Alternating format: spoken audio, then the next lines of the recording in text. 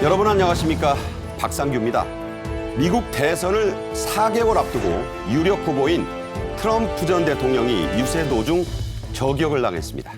때마침 고개를 돌리지 않았다면 자칫 생명이 위태로울 뻔했던 충격적인 암살 시도였는데요. 그 전말과 파장을 집중 분석해드리겠습니다. 윤석열 대통령은 성공적인 미국 방문에서 돌아오자마자 첫 국가 기념일로 치러진 북한 이탈 주민의 날 기념식에 참석했습니다.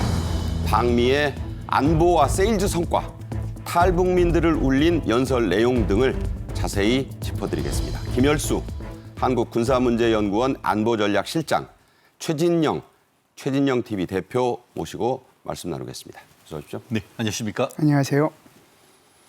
네, 첫 주제입니다. 트럼프 전 대통령이 차기 대선 후보로 지명될 미국 공화당의 밀워키 전당대회를 불과 이틀 앞두고 암살될 뻔했습니다. 충격적인 당시 상황 요약을 좀 해주시죠. 네, 미국의 현재 시간으로 15일이죠. 오늘은 이제 한국 시간으로 15일이지만 아마 오늘 밤에 여기 이제 전당대회를 지금 말씀하신 그 밀워키에서 할 텐데요.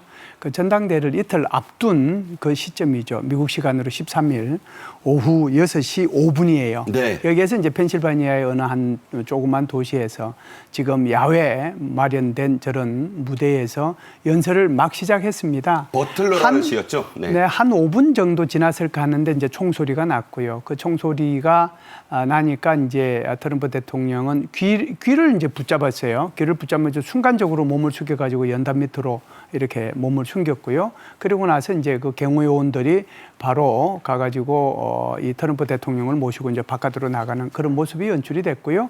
그리고 이제 총격범은 이제 저 연단에서 조금 이제 거리가 떨어진 곳에 있었습니다. 그래서 트럼프 대통령은 지지자들을 향해서 세로로 보고 그렇게 연설을 했다라고 하면 이 총격범은 가로 차원, 그러니까 네. 아마 시계로 우리가 따져보면 8시에서 9시 방향에서 12시 방향으로 총을 쏜 게 되거든요. 그래서 이제 그때 당시에 트럼프 대통령을 경호하고 있었던 그 뒤에 소위 말하는 비밀 요원들이죠. 시크릿 서비스라고 하죠. 시큐리티 서비스라고 하는 그 요원들이 뒤에서 바로 사격을 해가지고 이 총격범을 사살을 했습니다. 그게 이제 지금 그때까지의 상황이었다고 봐야죠. 네, 지금 이 교수님이 말씀하신 그 순간 전 세계가 경악했던 피격 순간의 영상 다시 보겠습니다. 네, 펜실베니아주 버틀러시 유세장입니다. 지금 뭔가 얘기를 하기 위해 잠깐 고개를 돌렸는데 따끔하는 그런 그 느낌에서 이제 귀에 관통상을 입은 거예요. 현장은 아수라장이 됐고 총이 처음에는 5발이었다고 했는데 모두 8발이 발사된 걸로 확인됐습니다. 곧바로 일어난 트럼프 대통령 이제 소개해드리겠습니다만 저 주먹을 불끈 쥔 장면을 밑에서 AP 기자가 희대의 특종으로 찍어냈습니다. 자, 이런 상황이었어요. 짧은 순간이지만 21세기 들어서 굉장히 역사적인 장면이 될 것 같다 이런 얘기들이 지금 나오고 있습니다. 트럼프가 보신 대로 자료 차트를 보기 위해 잠깐 고개를 오른쪽으로 돌린 순간 이 총탄이 첫 총탄입니다. 오른쪽 귀 윗부분을 관통한 것으로 보도가 됐어요. 그야말로 천운이다, 신의 도움이다 이런 얘기 나오는데 치명상을 모면했죠? 그렇습니다. God Save Trump라고 해서 하늘에서 그 트럼프를 구했다 이런 얘기가 나오는 것이 바로 그 부분이 아닌가 싶은데요.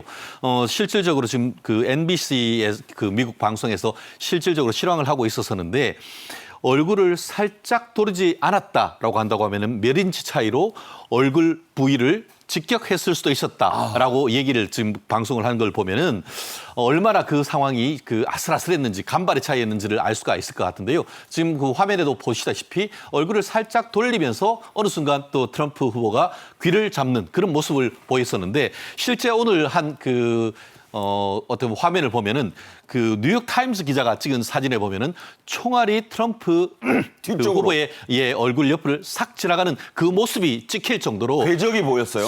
그 생생한 어떤 그런 모습이 보이고 있는데요. 물론 이 상황에도 불구하고 뭐 일부에서는 음모론 이런 것이 나오고 있으면 이것은 음모론은 이거 아니고 현실이다라는 그 얘기를 하지 않을 수가 없고 실제 이 사진 같은 경우에 뉴욕 포스트 같은 경우에는 총알이 몇 인치만 비켜갔다고 하면은 트럼프의 얼굴을 직격했을 그사 이런 얘기를 하는 걸 보면은 정말 그 당시 상황이 얼마나 아슬아슬했는지를 알 수가 있고 또 이 부분과 관련해서 그 보면은 그 SS라고 하죠. 아까 얘기한 것처럼 그 비밀 요원들이 바로 뒤에 있다가 이 트럼프 후보를 감싸 안고 이어서 거의 뭐 1초 사이가 되지 않도록 한 남녀 SS 요원들이 이 트럼프를 완전히 이렇게 그 감싸는 그런 모습을 보면서 그 상황의 긴박함 아마 전 국민들이 지금 본 것이 아닌가 생각을 합니다. 네. 곧바로 CNN 등을 통해서 전 세계로 방영이 됐죠. 일요일 오전에 충격이었습니다. 현장의 청중들이 경찰에 한 남자가 인근 건물 옥상으로 곰처럼 기어 올라간다. 뭐 총을 메고 올라갔다는 얘기도 있고 그냥 올라갔다는 얘기도 있습니다. 옥상 위에서 여기저기로 건너다닌다. 이런 제보를 했다는 보도도 나왔어요. 그런데 경찰, 주경찰과 경호당국이 이 보도를 무시한 게 아니냐 이런 보도도 나왔습니다. 자, 이 경호, 보안 실패로도 볼 수 있어요. 네, 제가 볼 때는 뭐 세 가지 차원에서 분석이 가능할 것 같습니다. 우선 미국에서 발표한 내용을 보면 이것은 보안 경계선 밖이다. 그러니까 주변 지역 경계를 해야 되는데 보안 경계선 밖에 있었기 때문에 그래서 여기에 대해서 경계를 안 했다라고 하는데 네. 이 부분에 대한 이제 문제가 하나 있고요. 두 번째는 지금 말씀하신 것처럼 옥상으로 이 총격범이 올라간 것을 거기에 있는 주민들이나 누가 이제 지지자들이 보고 경찰이 연락을 했는데 여기에 대해서 후속 조치를 안 했다는 거죠. 그러니까요. 그렇다라고 하면 연설을 중단하거나 사람들을 대피하거나 그 인원에 대한 조치부터 먼저 했어야 되는데 거기에 대한 실패를 했다라고 보고요.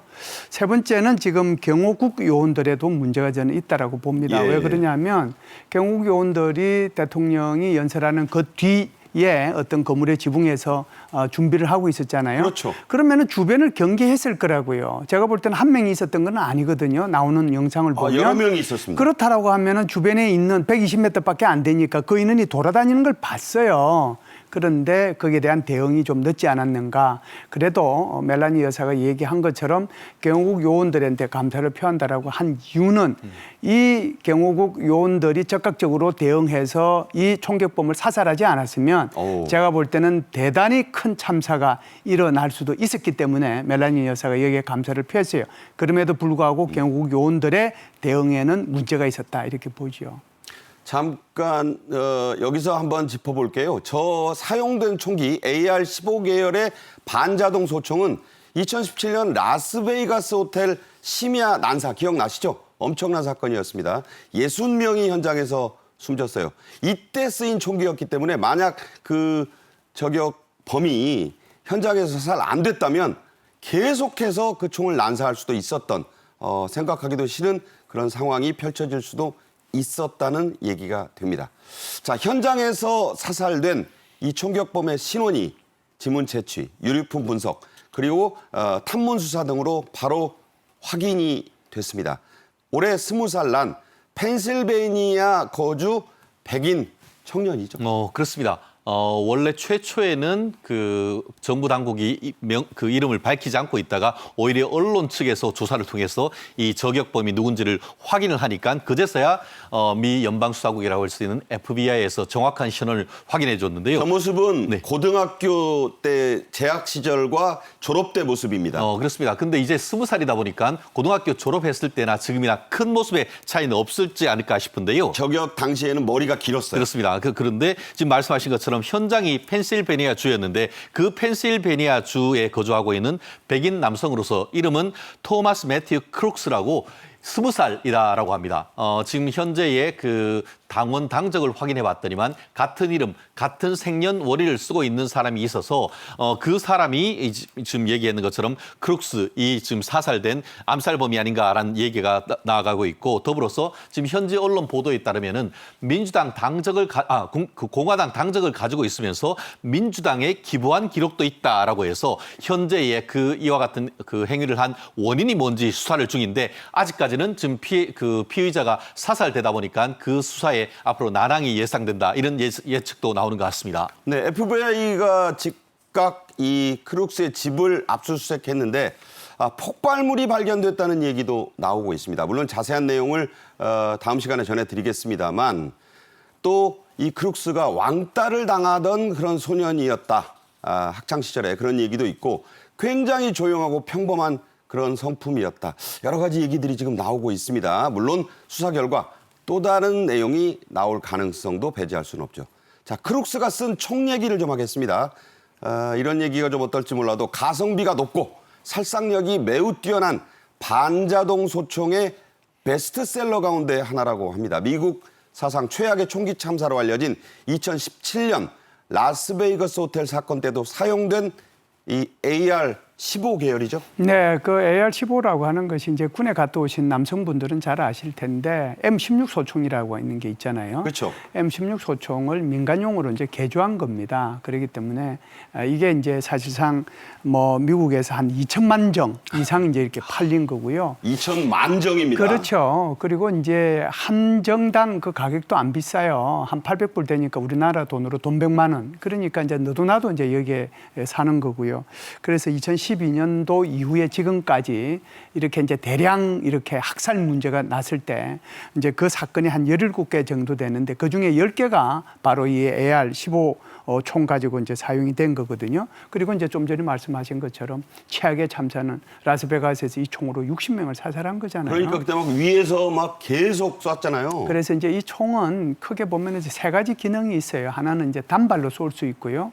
하나는 2, 3발로 쏠 수 있는 점사 기능이 있고요. 그리고 이제 또 하나는 완전히 자동으로 쏠 수 있는 그 기능이 있거든요. 통상 이걸 우리는 반자동 소총이라고 얘기를 해요. 그래서 이제 소총을 제가 봤을 때는 이제 한 발씩 쏜 것 같지는 않고요. 2, 3발 점수로 따다닥 이렇게 쏜 것 같다는 생각이 들고요. 두 번째는 이제 이게 정확하게는 이제 FBI에서 발표를 해봐야 알겠지만 아무래도 소음기를 좀 부착하지 않았겠는가 이런 생각을 해요. 총소리가 나면 탕탕탕 이렇게 나야 되거든요. 그러니까 따다닥. 그렇죠. 그런데 따다닥 난 이유는 아무래도 이제 앞에 소음기 같은 것을 붙였기 때문에 총소리가 이렇게 나지 않았는가라고 보고요. 마지막 한 발의 것은 아무래도 여기 우리 경호국 요원들이 이 총격범에 대해서 사살한 거기 때문에 그것도 아마 소음기를 이용해서 조준경을 사용해서 했기 때문에 즉각 아마 사살을 한 것으로 그렇게 보입니다. 네. 자세한 총기에 대한 얘기도 해 주셨습니다. 무려 미국 전역에 2천만 정이 넘게 깔려있는 그런 무시무시한 민수용 총기입니다. 트럼프 후보와 경합하고 있는 바이든 현 대통령은 응급치료를 마친 트럼프 후보와 통화를 직접 해서 위로를 건넸다고 보도됐습니다. 윤석열 대통령도 조속한 이 치유, 쾌유를 기원했네요. 그렇습니다. 먼저 지난 주말이었기 때문에 바이든 대통령 같은 경우에 자기의 고향이라고 할 수 있는 델라웨어에 있다가 급거 지금 백악관으로 귀가해서 지금 전화를 했다라고 얘기를 하고 있고요. 윤 대통령 같은 경우에도 본인 소셜 미디어에 끔찍한 정치 폭력의 충격을 금할 수가 없다. 트럼프 전 대통령의 조속한 쾌유를 기원한다라는 글을 올렸고요. 실제 대통령실 같은 경우에도 서명 브리핑을 통해서 우리 정부는 어떠한 형태의 정치 폭력도 강력히 규탄한다라는 성명과 함께 미국 시민들에게 위로를 전한다라는 글을 올렸고요. 더불어서 일본, 영국, 캐나다, 헝가리, 이스라엘 등 어떻게 보면 미국과 우방적 관계에 있는 정상들도 위로의 메시지와 함께 트럼프의 조속한 쾌유를 기는 메시지가 지금 이어지고 있다는 보도입니다. 네, 윤 대통령 끔찍한 정치 폭력을 규탄한다 이런 내용이고요. 전 세계가 진영을 떠나서 모두 이 사건에 충격을 금치 못하고 있습니다. 자, 이번 총격 테러 미수에 그쳤지만 파장이 엄청 커질 것 같습니다.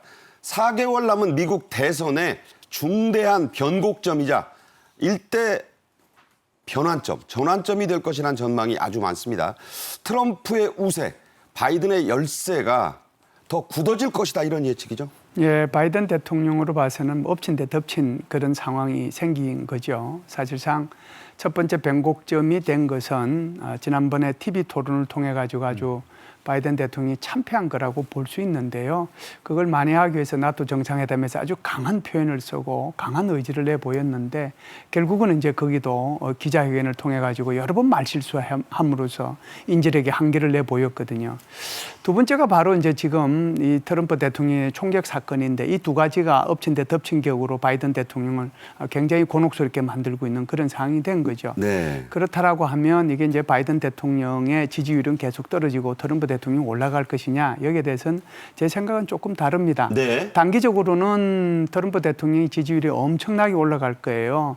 그리고 이제 내일부터 그러니까 미국 시간으로 오늘 밤부터 시작하는 컨벤션 효과가 있거든요. 미러키 전당대회. 그래서 이제 미러키 전당대회에서 미국을 더 위대하게, 더 강하게, 더 안전하게, 더 부유하게 이 네 가지 주제로 가지고 이제 지지 연설도 하게 되고 부통령도 지명하게 되고 그렇게 될 거예요.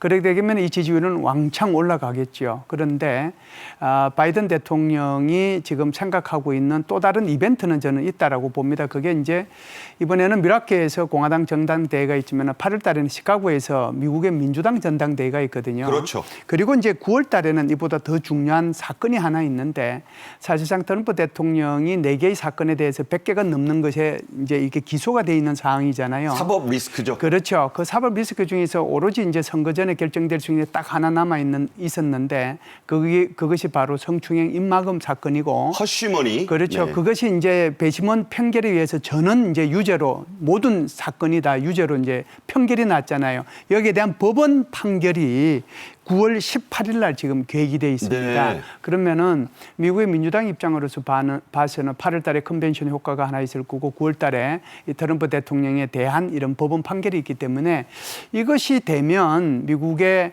한두 달은 공화당 의원들도 공화당 지지자들도 그렇고 미국민들도 그렇고 트럼프에 대한 열광과 환호가 이어지겠지만 그러나 컨벤션 효과로 넘어가고 법원에 대한 판결이 나오게 되면 미국 사람들도 이게 민주주의가 맞는가, 저런 사람을 대통령으로 뽑는 것이 맞는가, 저 사람이 우리의 미래인가 그런 데 대한 고민이 저는 있을 거라고 봅니다. 그래서 결론적으로는 단기적으로는 트럼프 대통령에 대한 그런 지지율이 상당히 상승될 것이고 네.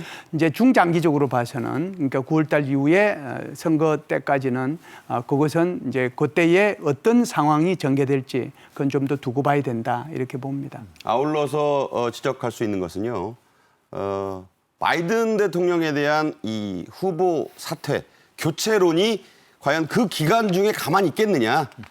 뭔가 이제 도박사 얘기 조금 이따 하겠습니다만 70% 정도로 트럼프가 이긴다는데 계속 있으실 거예요? 이렇게 되면서 해리스 부통령을 교체 투입하거나 미셸 오바마 후보라는 것은 이제 아직 출마 의사를 밝히지 않았습니다만 그랬을 경우에 여론조사가 계속 나오면서 민주당의 내홍은 한동안 계속될 것으로 보입니다. 자, 서방 언론들도요.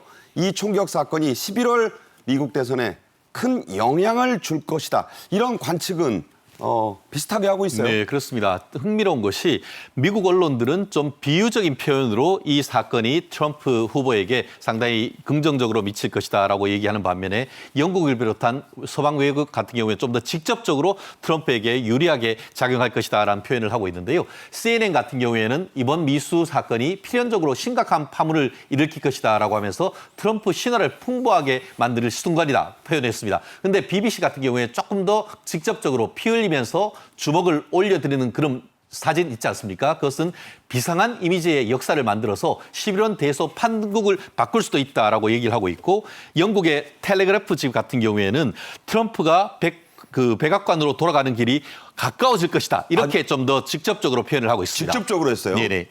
또 파이낸셜 타임스 암살 시도 극복으로 공화당 지지자들 미워하고 존경하는 표현이 지금 쏟아지고 있다. 지금 그런 국면이에요. 네네. 네. 자, 이렇게 보면서 우리가 좀 짚어봐야 될 것이 재선 가능성에 지금 무게가 실리는 것은 현재 국면으로서는 지금 있는 거라고 봐야겠죠. 그렇습니다. 사실 지난 1981년도에 로널드 레이건 후보가 이제 그 대통령으로서 이 재선에 가는 과정에서 뭐 뒤에도 얘기하겠습니다만 가슴에 직접적으로 그 권총을 맞은 적이 있습니다. 그러다가 현대의학의 어떤 개가로서 극적으로 살아나셨는데 그 사건이 있으면서 한 8.1% 정도의 지지율이 껑충 뛰었던 사건이 있습니다. 그랬죠. 그렇기 때문에 이번 사안에 비춰봤을 때도 그처럼 특히 본인이 직격 어떻게 보면 귀에 총알을 맞았음에도 불구하고 그 상황 속에서 미국이 싸워야 된다라고 하면서 파이트 하면서 강인한 모습을 보여줬던 그런 모습이 이 바이든 지금 현 대통령과 미미한 대비를 일으키면서 이 표심을 자극할 것이다라는 그런 측면이 어떻게 보면 긍정적으로 트럼프에게 영향을 미칠 것이라는 것이 중론이 아닌가 생각을 합니다. 네. 때론 한 장의 사진이 역사를 바꾸기도 합니다. 이런 가운데서 유세장에서 총격을 당한 트럼프 전 대통령이 오른쪽 뺨으로 피가 이렇게 흘러내리는 모습으로 주먹을 불끈 쥐고 우뚝 선 사진이 올해 미국 대선 판도를 뒤흔들 것이다. 이런 전망이 나왔는데 바로 저 사진 AP의 퓰리처상 수상 사진 기자가 찍었어요. 네, 사진 기자가 저기에 뭐 굉장히 많이 있었지 않겠습니까? 언론사들도 굉장히 많이 있었을 텐데 저 사람은 보면은 퓰리처상을 받을 만한 그런 사람이다라고 네. 저는 이제 생각을 합니다. 사실상 우리가 동영상을 이렇게 봤을 때 트럼프 대통령이 연설을 하다가 총알이 날라오니까 그걸 이제 귀를 한번 만진 뒤에 안고 그리고 난 뒤에 이제 경호 요원들이 해서 나가는 것만 봤잖아요. 그렇죠. 그런데 그 와중에도 그러니까 퓰리처상을 받은 저 기자는 에반 부치. 그렇죠. 그 기자는 여기에 역사에 남을 무언가를 하나 남겨야 되겠다라고 생각을 한 것 같아요. 바로 연단하려러 갔대요. 수많은 사람들이 있음에도 불구하고 저 사람만 해낸 거거든요. 그래서 트럼프 대통령이 피를 흘리는 가운데서도 주먹을 져서 올리고 그 뒤에 더 중요한 게 있습니다. 바로 성조기가 파란 하늘을 배경으로 휘날리는 모습이거든요. 저걸 잡았다는 거예요, 구도를. 그래서 저 구도가 아무나 잡을 수 있는 것도 아니고요. 저기 지나가는데 몇 초 걸리겠어요. 그냥 순간적으로 지나가는 저 모습을 찍어낸 거잖아요. 그래서 사진 한 장이 100마디 말보다 훨씬 더 웅변적이고 사람들한테 각인될 수 있는 것이다라고 하는 것을 저 사진 한 장이 보여주고요. 자, 저 사진을요. 지금 뭐 공화당은 물론이고 트럼프 진영, 심지어 일론 머스크 CEO까지도 자기 X에 지금 저 사진을 대문 사진으로 쓰고 있습니다. 네. 저 사진은 아마 제가 볼 때는 역사적으로 기록에 남을 그런 사진 중에 하나가 되지 않을까라고 생각을 합니다. 여러분 2차 대전 때 유황도라 불리는 일본의 이오지마에서 미국 해병대가 치열한 교전 끝에 그 섬을 회복한 뒤에 미국 성조기를 밀어 올리는 그 사진이 있어요. 그 사진이 20세기의 사진인데 구도가 비슷하다는 얘기도 나옵니다. 여러분 한번 비교해 보시기 바랍니다. 미국은 대통령이나 대통령 후보에 대한 암살 트라우마가 매우 큰 나라입니다. 159년 전인데 링컨 대통령 암살 때부터 시작이 됐죠? 네, 사실상 뭐 이게 과거에는 이제 암살을 하려고 하면 바로 옆에서 이제 해야 되니까 그게 이제 문제가 될 수도 있고 뭐 실패로 좀 끝날 수도 있긴 했는데 이제 권총이 나오기 시작하고 그다음에 이제 소화기가 나와가지고 장총이 나오게 되잖아요. 그러면서 아주 먼 거리에서 이제 이렇게 암살을 할 수 있는 그런 도구가 이제 발전이 되다 보니까 암살이 이제 이루어지기 시작했는데 저기 지금 그림에 나오다시피 링컨 대통령이 워싱턴 포드 극장에서 연극 관람하다가 그렇게 총격을 맞아서 처음이었죠? 돌아가셨고요. 네. 그다음에 이제 20대 대통령이죠. 제임스 가필드라고 하는 분도 이게 정신질환자 총에 맞아서 이게 대통령 된 지 6개월 만에 저렇게 이제 그랬죠. 총을 맞은 거죠. 그다음에 이제 25대 대통령 맥키니도 무정부주의자의 총에 맞아서 사망을 했고요. 우리가 이제 잘 알고 있는 존 F JFK. 케네디, 예. 존 F 케네디 대통령도 텍사스 댈러스에서 이게 이제 오픈카로 이동하는 도중에 여기서 이제 총을 맞아가지고 돌아가셨는데 이렇게 지금 바이든 대통령이 지금 저 모습은 케네디의 동생인 로버트 케네디 상원의원이 LA 호텔에서 유세하다가 암살당하기 직전 모습입니다. 네, 지금 바이든 대통령이 46대잖아요. 46대인데 지금 벌써 4명의 대통령이 이미 돌아가셨고 그리고 쓰러진 로버트 케네디의 모습이에요. 네, 예. 대통령 후보자나 또는 대통령으로 계실 때도 이렇게 이제 총격을 받아가지고 굉장히 이제 이렇게 위험한 상황에 처한 그런 경우가 많았거든요. 네, 로버트 케네디도 상원의원 후보 시절에 저렇게 했기 때문에 전직 대통령이자 대선 후보가 피격된 건 역사적으로는 처음이 됩니다. 그런 점도 있고요. 특히 이번 트럼프 피격 사건은 존 F 케네디 대통령 암살에 비교해 보면 판박이 같고 로널드 레이건 대통령 피격 사건과도 아주 흡사하죠. 그렇습니다. 특히 그 JFK, 존 F 케네디 대통령 같은 경우에 인근 건물에서 조준 사격해서 존 F 케네디 대통령이 급서거했다라는 점에서 이번 같은 경우에도 유세하는데 멀리 떨어져 있는 한 130m 떨어진 데에서 소총 조준 사격했다는 점에서 상당히 그 비슷한 구조가 있지 않습니까? 자, 당시 63년 댈러스에서의 그 암살 모습입니다. 그렇습니다. 네. 그리고 반면 그때는 정말 안타깝게도 케네디 대통령이 사망했지만 이 본질적으로 다른 것은 부상은 당했지만 트럼프 대통령은 건재하다라는 점에서 차이가 있고 대신에 이제 레이건 대통령에 대한 1981년도에 있었던 헝클리 권총 저격 사건 같은 경우에는 제가 멀리서 쏜 것이 아니고 바로 앞에서 이 호텔 앞에서 이제 그 레이건 대통령이 나오는데 직격했다는 그런 점이 있었는데 그 장면은요, 제럴드 포드가 총은 안 맞았어요. 네네. 그때도 거리에서 총격이 있었습니다. 그렇습니다. 아까 말씀드린 것처럼 레이건 대통령에 대해서는 그 저격범이 권총으로 가슴을 바로 직격을 했었는데 인근에 있는 병원으로 이송을 했고 이 의학이 나름대로 최선을 다해서 그 어떻게 보면 소생시켰던 건 아니겠습니까? 이번 같은 경우에도 이 직격탕에 맞았음에도 불구하고 이 생명에는 지장이 없다는 점에서는 레이건 대통령에 대한 어떤 그 저격과 비슷한 점이 있는데 어쨌든 지금으로서는 그 후보자 유력 대선 후보에 대해서 이런 일이 자꾸 벌어진다는 점에서 이 자유민주주의 체제에서의 어떤 민주주의의 위기를 우리가 현실적으로 21세기에 목격하고 있는 것이 아닌가 생각합니다. 네. 로널드 레이건 전 대통령이 조디 포스터를 사랑했다는 저격범 힝클리에게 피격당하는 모습은 기억하시는 분들이 많아요. 그 선명한 총소리와 함께 영상으로 남았습니다. 직접 보겠습니다. 네. 소리는 안 나오지만 그 당시에 로널드 레이건이 저때입니다. 저때 총을 맞았어요. 그리고 바로 지금 제압을 힝클리를 하고 있는 모습입니다. 대통령은 이미 총에 맞았고 권총을 쏜 힝클리가 현장에서 지금 경호 요원들에 의해서 제압된 모습입니다. 네, 아찔했죠? 가슴에 총을 맞았었어요. 아마 김열수 교수님도 생각이 나실 텐데 그때 정말 또 한 번의 JFK가 되는 거 아니냐 그랬는데 본인은 이제 대수술을 받고 복귀했습니다. 1912년에는 유명한 시어도어 루즈벨트, 테디 루즈벨트라고 하죠. 이 미국 대통령이 권총 저격을 당했습니다. 그런데 두꺼운 책, 본인의 안경집에 총탄이 걸렸어요. 그래서 목숨을 건졌고 90분간 총알이 있는 채로 연설을 했습니다. 머스크 테슬라 CEO가 이 사건을 트럼프와 비교했어요?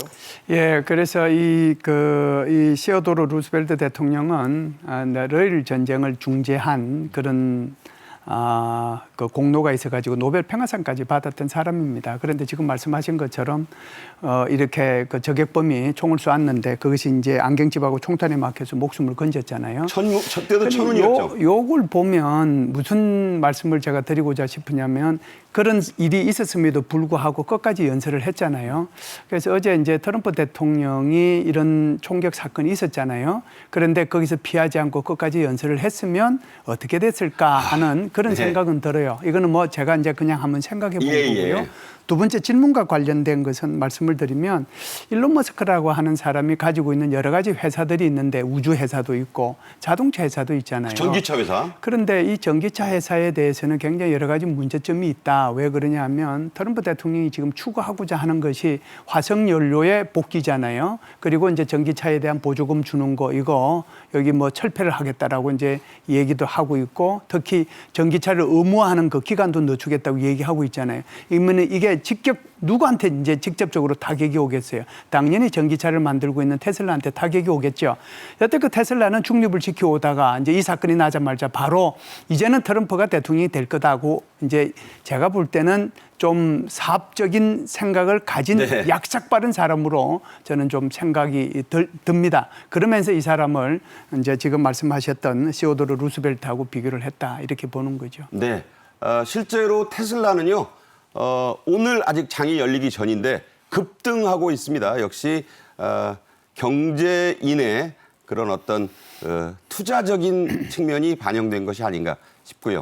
자, 아베 일본 총리가 사제 총기에 맞아 숨졌고 우리나라에서도 주요 정치인들에 대한 흉기 테러가 자주 일어납니다. 어떻게 대처해야 될까요? 이게 이제 크게 보면 구조적인 문제가 있고요. 하나는 이제 환경적인 문제가 있다라고 봐요. 구조적인 문제는 한번 보세요. 정치적인 문제들이 서로가 서로를 포용하는 것이 아니고 극단으로 치닫고 있는 거잖아요. 이게 지금 구조적인 문제고 정치인들이 그런 구조를 만들어내고 있다라고 하는데 저는 문제점이 하나 있다라고 보고요. 두 번째는 이제 민주주의 교육이에요. 민주주의라고 하는 것은 서로 다른 생각을 가진 사람들끼리 서로 다름을 인정하고 같이 모여 사는 거잖아요.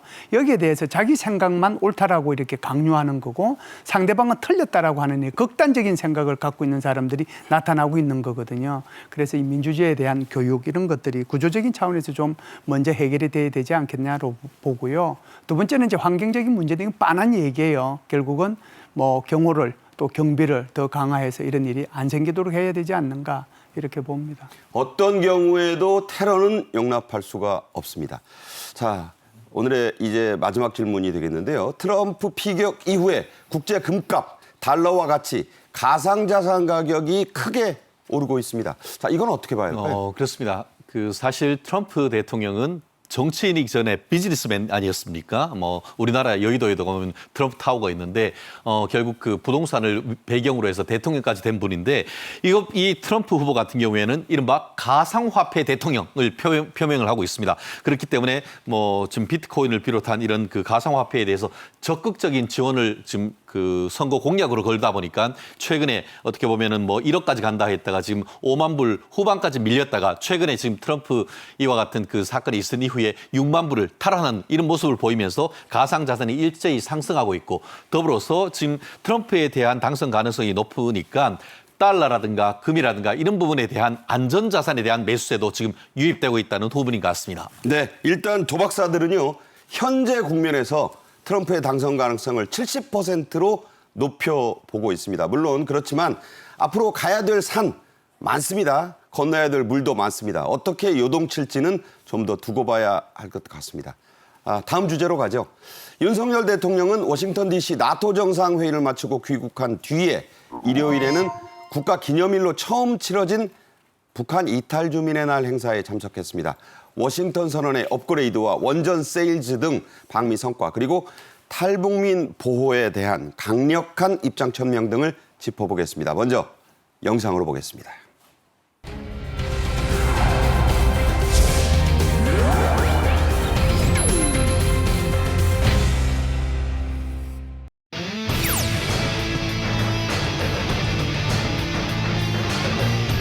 큰 가치를 공유하는 국가들이 연대와 협력을 강화하는 것은 규범 기반 질서를 지키는 안전판과 같습니다.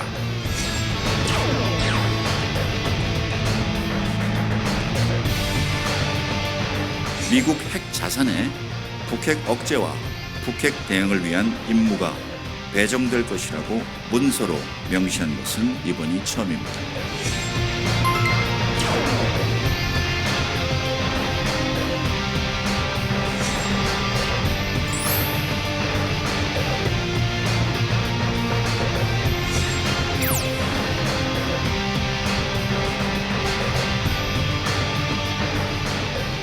대한민국을 찾는 북한 동포를 어떠한 일이 있더라도 단 한 분도 돌려보내지 않을 것입니다.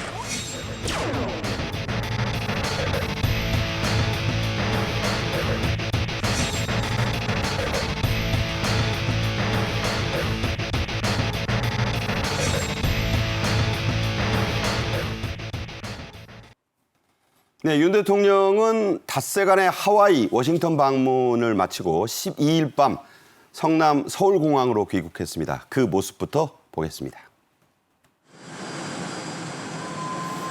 네, 공군 1호기에서 7월 12일 밤 트랩을 내려오는 윤 대통령과 김건희 여사의 모습인데 현장에는 이상민 행안부 장관과 당정의 고위 관계자들이 나왔습니다.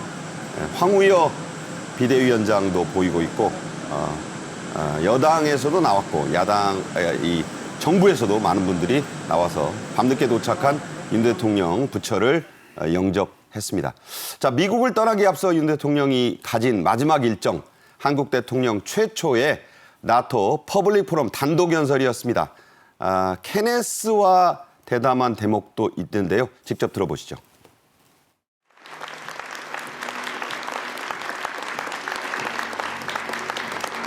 북한이 러시아에 제공하는 미사일과 포탄은 우크라이나 전쟁을 장기화시킬 것입니다. 또 이에 대한 반대급부로 러시아가 북한에 제공하는 군사 기술과 경제 지원은 한반도와 동북아 영내 평화를 위협할 것입니다. 한국 정부는 불법적인 러북 군사 경제 협력을 차단하고 무력화해 나가기 위해 한미동맹, 한미일 협력체제, 나토와의 파트너십을 기반으로 공조를 더욱 강화해 나갈 것입니다. 동맹, 우방국들의 손을 굳게 잡고 인도... 네, 나토 퍼블릭 포럼의 인도 태평양 세션 기조 연설 키노트 스피치였습니다. 퍼블릭 포럼. 자, 어떤 겁니까? 예, 나토 정상회담이니까 정상들만 참석하는 회의잖아요. 도대체 이제 어떤 내용들이 이제 거기서 얘기가 되고 있는지 잘 모르잖아요.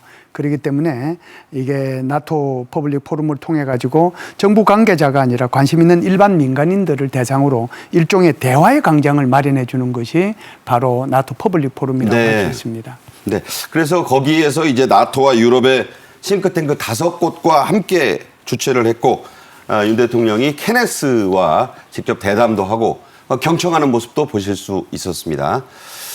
자, 이번 나토 정상회의 참석에서 윤 대통령이 거둔 성과들을 크게 좀 결산해 보겠습니다. 어떻게 요약할 수 있겠습니까? 세 가지로 딱 요약할 수 있을 것 같습니다. 세 줄 요약인데요. 첫 번째는 그 나토 국가의 공조 강화. 지금 3년 연속으로 지금 나토 파트너국 정상회의에 참여를 함으로써 개인적인 어떤 그 정상 간의 친분 관계를 돈독하게 하는 그런 점이 있었고요. 두 번째는 그 북한과 러시아 간의 군사 동맹 수절에 지금 조약을 체결했지 않습니까? 그에 대한 어떤 견제적 차원에서 이 우크라이나 신탁 기금을 1,200만 불에서 2,400만 불로 2배를 기여를 했는데 이 부분 같은 경우에는 결국 만약에 북한과의 어떤 교전 상태가 벌어졌을 때에 러시아가 만약에 어떤 협조를 해서 북한과 손을 잡는다고 하면 우리는 나토를 통해서 러시아를 견제할 수 있는 그런 부분이기 때문에 상당히 신의 한 수다라고 볼 수가 있고, 세 번째는 한국과 나토 간의 가망 인증서에 대한 협약을 체결했다고 하는데 이것이 아시아 최초라고 합니다. 결국 이 부분은 K방산과 관련해서 특별히 보면은 항공 부분에 있어서의 어떤 수출 강화를 할 수 있기 때문에 이 부분은 안보를 넘어서 경제적 측면에서도 상당한 성과다, 이런 평가가 받는 것 같습니다. 네, 나토 정상회의 성과는 이렇게 요약이 되고요. 그러나 이보다 훨씬 더 큰 성과는 한미 정상회담에서 나왔습니다. 한미 핵 합의의 업그레이드다, 업데이트다, 이런 얘기 나오네요. 예, 이번에 대통령께서 방미하신 여러 가지 성과가 있죠. 그래서 특히 이제 안보 성과 중에서는 인도 태평양 사령부도 방문하시고 거기 있는 태평양 묘지 여기도 이제 참배를 하고 한 것도 큰 거지만 지금 말씀하신 것처럼 제일 큰 성과는 한미 핵 합의의 업그레이드라고 볼 수 있죠. 사실상 작년에 워싱턴 선언을 통해 가지고 결정적으로 이런 얘기를 해요. 북한이 만일 핵 무기를 공격을 하면 한미는 적극적으로 압도적으로 그리고 결정적으로 대응할 것이다라고 얘기를 했거든요. 그랬죠. 그러면은 무엇이 압도적이고 무엇이 결정적이고 무엇이 적극적이냐. 그러면 여기에 대한 이제 세부 내용이 없잖아요. 그래서 거기에 대해서 한미가 계속 협의를 해왔습니다.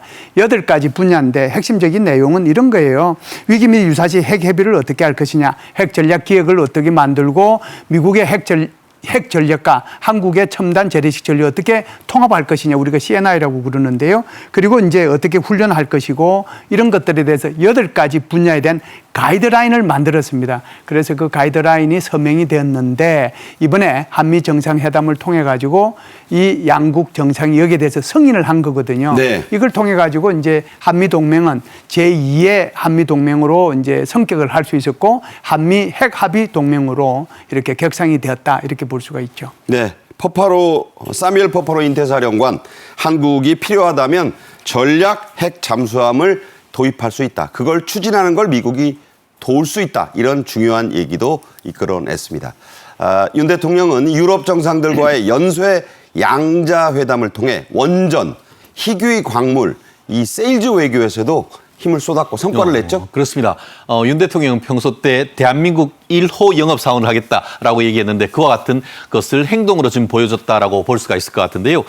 특히 체코와 관련해 가지고는 체코의 새로운 원전을 4기를 지금 계획을 하고 있었는데 이 부분과 관련해서 대한민국을 우선 협상 대상자로 정한 결과 프랑스, 한국 이제 양자 간의 어떤 대결로 지금 좁혀지다 보니까 이 최종적으로 결정된다고 하면은 이 또한 그 원전 사업의 새로운 어떤 그 루트를 뚫는다라고 평가를 할 수가 있고 더불어서 그 과정에서 이제 그 파벨 체코 대통령한테 이 한국 정부가 만약에 한국과 이 원전 사업을 할 경우에는 우리 수출입 무역공사를 통해서 파격적인 지원을 할 수 있다. 그리고 또 지금 현재의 기술력 또한 전 세계적이다라는 것을 역설했다라는 점에서 나름대로 어떤 최종 성과에 기대감을 청신호를 켜줬다라고 볼 수가 있겠고요. 더불어서 유럽 같은 경우에는 최근에 원전 부분과 관련해 가지고 각종 나라가 원전에 지금 투자를 하려고 하고 있는데 네덜란드, 핀란드, 스웨덴 여기도 지금 대한민국 원전을 수출하기 위한 어떤 것을 문을 두드리기 시작했다는 점에서 이 새로운 비즈니스의 문이 열릴 가능성이 높은데요. 더불어서 이 원전뿐만 아니고 반도체 어떻게 보면은 그 산업의 쌀이라고 할 수 있는데 산업의 쌀인 반도체에 들어가는 굉장히 중요한 물질이 히토류 아니겠습니까? 나토, EU에 있어서의 어떤 히토류와 관련해 가지고 이 나토 핵심 광물 안보 파트너십의 의장국으로 다가오는 지금 이제 대한민국이 정해졌기 때문에 유럽과의 반도체 중에 히토류 물질의 어떤 공급 이런 부분에 있어서도 새로운 어떤 세일즈가 개척되는데 큰 역할을 했다는 평을 받고 있는 것 같습니다. 네, 김건희 여사의 일정도 소개해드리겠습니다. 워싱턴 DC에서 진행된 북한 인권 간담회에 두 번째로 참석했는데요. 주재를 했습니다. 이곳에서 이 자리에서 고 오토 원비어 씨의 어머니로부터 귀한 목걸이를 선물을 받았죠? 그렇습니다. 김건희 여사 같은 경우에는 지난 4월에 이어서 또 북한 인권 간담회에서 미국서 주재를 했다라고 하는데요. 방북 도중에 고붕을 받다가 사망했던 오토 원비어 청년이 있었지 않습니까?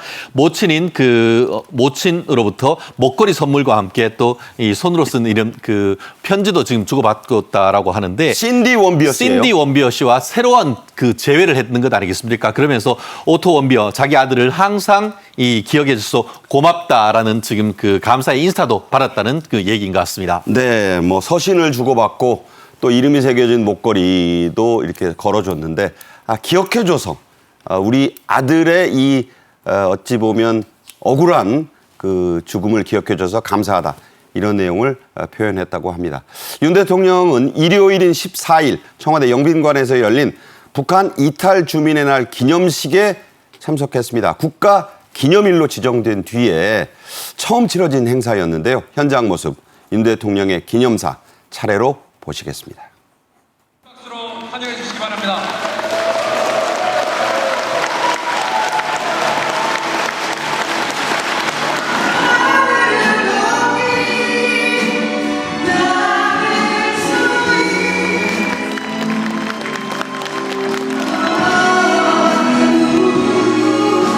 대한민국을 찾는 북한 동포를 어떠한 일이 있더라도 단 한 분도 돌려보내지 않을 것입니다. 북한을 탈출해 해외에 계신 동포들이 강제로 북송되지 않도록 모든 외교적 노력을 다하겠습니다. 네, 윤 대통령의 이 언급에 많은 북한 이탈 주민들이 환호했고 지금 들으셨습니다. 환호성이 나왔고 일부는 눈물을 흘리기도 했어요. 예, 뭐 이탈 주민들만 뭐 울었겠습니까? 대통령께서도 영상 보시고 같이 울었거든요. 이제 이걸 보면 우리 북한 이탈 주민이 한국에 3만 4천 명 정도 지금 거주하고 계시거든요. 그런데 사실상 단 한 번도 북한 뭐 이탈 주민에 대한 뭐 국가 기념일이라든지 이들 이렇게 안고 포용하는 것을 대통령 차원에서 누가 했습니까? 단 한 번도 해본 적이 없잖아요. 네. 그런데 지금 이제 윤석열 대통령은 올해 1월 달에 북한 이탈 주민들을 위해서 이런 국가 기념일로 제정을 했거든요. 그 제정을 하면서 그리고 이제 날짜를 한번 상의를 해보라고 한 것이 7월 14일로 정해졌습니다. 그래서 지금 대통령께서 연설하신 것이 핵심인데 북한 동포를 어떤 일이라도 단 한 번도 돌려보내지 않겠다. 네. 이게 사실상 지난 정부 때 무슨 일이 있었잖아요. 그래서 돌려보냈는데 이제 이것을 의식한 거란 말이죠. 안 보내겠다라고 하는 거고 해외에 계신 이런 동포들도 가능하면은 하여간 모든 노력을 다해서 우리 한국으로 데려오겠다. 이 말씀만 하신 게 아니에요. 그래서 북한 이탈 주민에 대해서 어떻게 정착금을 더 지원하고 행복할 수 있도록 미래 행복 통장을 어떻게 만들고 자녀 지원까지도 하겠다는 말씀을 하셨으니 어떻게 북한 이탈 주민의 눈물을 안 흘리고 환호를 안 하겠습니까? 네, 바로 지금 김 교수 말씀하신 왜 이날 눈물까지 흘렸느냐. 단 한 분도 돌려보내지 않겠다. 어찌 보면 당연할 수 있는 이 언급에 환호성 또 눈물이 나온 이유 바로 어디 있습니까? 네, 그게 이제 대통령께서 말씀하신 인권 문제를 이제 거론했다라고 하는 거고요. 북한 인권 자체가 한반도 평화와 한국의 통일 한국을 위해서 꼭 필요한 거다라고 얘기했을 뿐만 아니라 말씀하신 내용 무엇을 지원하겠다라고 말씀하신 거 이런 것들에 대한 거고요. 그리고 또 눈물 흘린 것이 아마 이탈 주민들이 오셔가지고 한국에서 적응하는 게 쉽지 않잖아요. 서로 다른 체제 속에서 살았는데 아마 그런 데 대해서 대통령께서 많은 관심을 가지고 이렇게 하겠다라고 말씀을 하시니까 아마 여러 가지 서러움과 뭐 이런 것들이 좀 벅붙여서 그리고 또 울기도 하지 않았는가. 특히 2019년에 탈북어민들을 전원 판문점을 통해 송환을 했는데 지금 저 모습이 개인 촬영 영상인데 이게 이제 안대를 씌워서 모르게 하다가 벗으니까 북한이 보이는 거예요. 그때 주저앉고 울부짖고 그랬죠? 일단은 이제 한국으로 이렇게 온 사람들에 대해서는 한국의 법을 이제 적용을 해야 되거든요. 그 법 절차에 따라서 어떤 조치를 해야 되는데 저는 이제 오자마자 바로 돌려보냈단 말이죠. 그러니까 대통령께서는 앞으로 절대로 이런 일이 없도록 하겠다라고 말씀하신 거죠. 네. 끝으로 앞서 김 교수도 말씀하셨지만 윤 대통령은 북한 이탈 주민들의 처우를 자녀까지 대폭 개선하겠다고 약속을 했습니다. 자, 어떤 것들인가요? 그렇습니다. 그 윤 대통령은 2005년 수준의 초기 정착금을 대폭 확대하겠다고 했는데 제가 확인해 봤더니만 1인 같은 경우에 초기 지원금, 주거 지원금까지 합쳐서 2,600, 4인 가족이 4,600인데 사실 우리나라 현실에서 생활하기 어렵지 않습니까? 이것을 대폭 확대하겠다라고 얘기를 했고 또 여성들에게는 아이 돌봄 서비스를 제공하면서 탈북민 자녀 양육 교육 지원 프로그램을 확대하겠다고 했고요.